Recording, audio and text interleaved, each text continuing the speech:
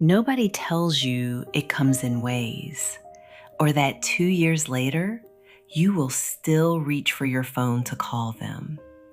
Today, we are going to talk about what grief actually looks like and why you are not broken for still feeling it.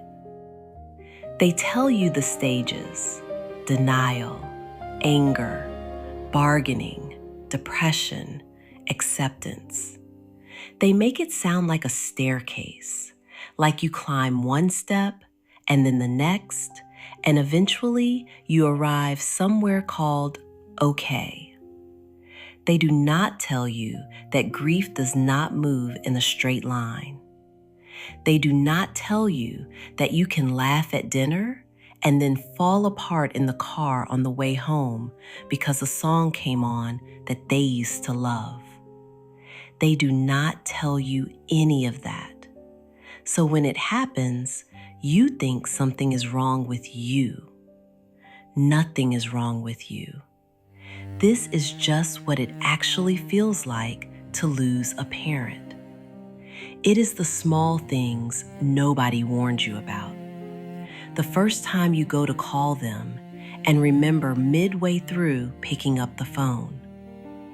The way their handwriting on an old birthday card can undo you completely. The holiday that arrives and the chair is empty and everyone is pretending it is not. It is the strange guilt of having a good day, of laughing too hard at something and feeling it cut you. The laugh, the guilt, the reminder that they would have found that funny too.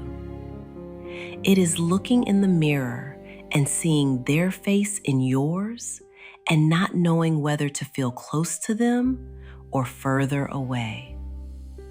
Here's what nobody tells you about the timeline. There is no timeline. The people around you will have one. They will check in for the first few weeks. They will bring food and sit with you and say all the things people say. And then slowly, the way the world does, they will go back to their lives. And they will expect you to go back to yours. But grief does not have a back to normal. It has a new normal. And the new normal takes longer than anyone tells you. 6 months in, people stop asking. A year in, they expect you to be over it. 2 years in, you are still finding receipts in their handwriting in old coat pockets and having to sit down on the kitchen floor. That is not you being broken. That is love with nowhere to go.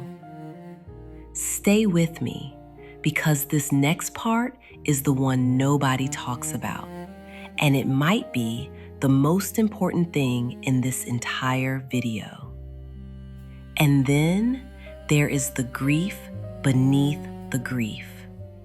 The things you never said, the visits you meant to make, the version of them you wanted more time with, the one where you were both older and wiser and had finally figured out how to really talk to each other.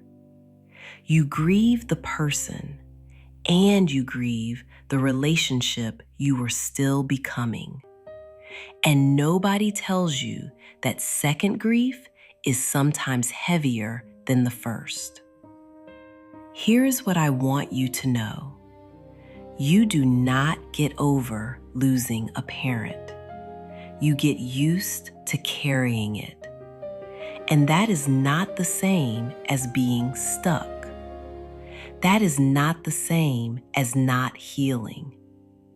It is learning to hold the weight in a way that does not break you, that lets you move and breathe and laugh again without it meaning you have forgotten them.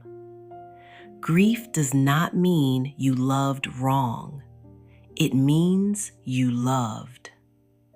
The waves do not stop, but they do get further apart.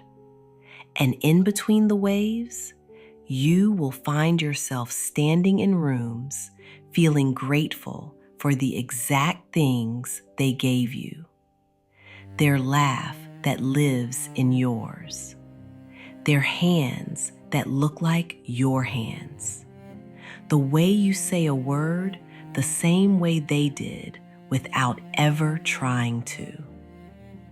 They are still here, not in the way you want, but in every part of you that was shaped by knowing them. Nobody told you this, but now you know. If you are somewhere in the middle of this, subscribe so we can keep finding the words together. And drop a comment below if you have lost a parent and nobody around you quite understood how long it actually takes. I read every single one.